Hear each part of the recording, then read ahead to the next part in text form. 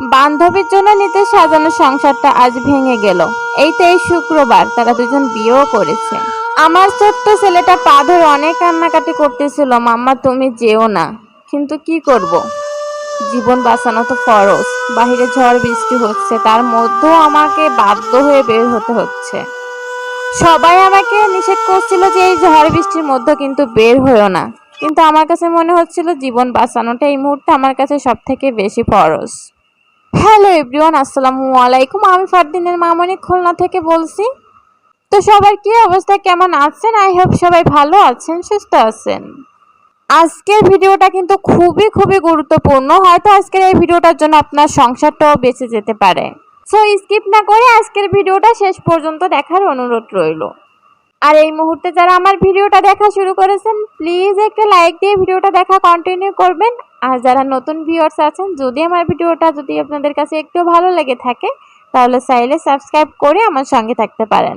আমাদের কম বেশি সবারই বান্ধবী আছে, বাট বান্ধবীকে হাজবেন্ডের সামনে এমনভাবে প্রেজেন্ট করবেন না যে একসময় তারা দুজন বিয়ে করে নেয়।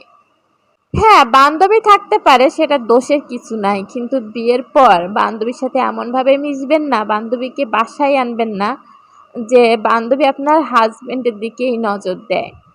আমরা মেয়েরা সব কিছু সহ্য করতে পারি, কিন্তু স্বামীর পাশে অন্য কোনো মেয়েকে সহ্য করতে পারি না। কিন্তু আমরা মাঝে মাঝে নিজের অজান্তেই এমন ভুল করে ফেলি যে নিজের স্বামীকেই নিজের হাতে অন্যের কাছে তুলে দিই। তাই আপনাদের কাছে আমার একটাই অনুরোধ থাকবে, প্লিজ আর যাই করেন বান্ধবীকে কখনো বাসায় আনবেন না। আপনি যতটাই আপনার স্বামী বা বান্ধবীকে বিশ্বাস করুন না কেন, এই ভুলটা কখনোই করবেন না। এই কথাগুলো কিন্তু আমি আপনাদের সাথে এমনি এমনি বলছি না, প্রমাণ দিয়েই পুরো ঘটনাটা আমি আপনাদের সাথে শেয়ার করব। এদিকে আজকে তেমন কিছু রান্না নাই, কারণ হচ্ছে কালকে একটু গোশ রান্না করছিলাম, সেখান থেকে একটু গোশ ছিল। আর ভাবলাম তাহলে আজকে একটু ডাল রান্না করি, সাথে একটা ভাজি করি। তো সেটাই এখন করতেছিলাম। মিম নাজিম, এদের হয়তো আপনারা অনেকেই চেনেন, আবার অনেকেই চেনেন না। তো সম্প্রতি ওদের হচ্ছে একটা ভিডিও ভাইরাল হয়েছে, সেটা হচ্ছে নাজিম তানিশাকে বিয়ে করেছে, সেটা কিন্তু উনি নিজেই লাইভে এসে বলেছে। মিম নাজিম ওরা খুব সুন্দর একটা কাপল ছিল, খুব সুন্দর করে ওরা হচ্ছে কাপল ভিডিওগুলো বানাতো। তো ওদের কিন্তু রিলেশন করেই বিয়ে ছিল। সবাই ওদের ভিডিওগুলো দেখে মানে খুব করতো, আফসোস করতো যে দেখছো এদের কত সুন্দর একটা রিলেশন, কত সুন্দর মিলেমিশে থাকে। তো যাই হোক, ওদের সংসার লাইফটা খুব সুন্দরভাবে চলতেছিল। এক পর্যায়ে মিমের একটা বান্ধবী ছিল, সে হচ্ছে তানিশা। তো তানিশাকে বাসায় আনতে শুরু করলো, সবসময় ঘোরাফেরা, মানে এমনকি মিম তানিশাকে নিয়েও ঘুমাতো। তো নাজিমও থাকতো, নাজিম হয়তো অন্য বেডে ঘুমাতো, তানিশা আর মিম একসাথে ঘুমাতো, একসাথে তিনজনের সময় কাটাতো। এমনকি এই ভিডিওগুলো যখন ওরা পাবলিশ করতো, তখন হচ্ছে অনেকেই কমেন্ট করতো যে মিম আপু আপনি এভাবে করে তানিশাকে এভাবে করে নিজের ঘরে আনতেছেন বা ঘরে রাখতেছেন, একদিন কিন্তু আপনি আমার স্বামীকে হারাবেন। তাই নিয়েও দেখলাম মিম একটা ভিডিও করছিল যে তোদের কেন এত জ্বলে, হ্যাঁ আমার বান্ধবীকে আমি এত ভালোবাসি, মানে এরকম কখনো হবে না, খুব কনফিডেন্স নিয়ে বলেছিল। কারণ ও তো জানতো যে আমার বান্ধবী আমার হাজবেন্ড দুইজনই আমাকে অনেক বেশি ভালোবাসে, তো ওরা কখনো এই ভুলটা করবে না। ঠিক কয়েক মাস যাওয়ার পরই নাজিম হচ্ছে মিমকে ডিভোর্স লেটার পাঠিয়ে দিল। ওইদিকে তানিশাও হচ্ছে মিমের বিরুদ্ধে চলে গেল, মিমকে নিয়ে অনেক আজে বাজে কথা বলতে লাগলো। সব থেকে বড় কথা হচ্ছে মিমের বান্ধবী যে তানিশা, তার সাথে নাজিমের খুব একটা ভালো একটা সম্পর্ক হয়ে গেছে। ওদের জন্যই কিন্তু মিম আর নাজিমের সংসারটা ভেঙেছে।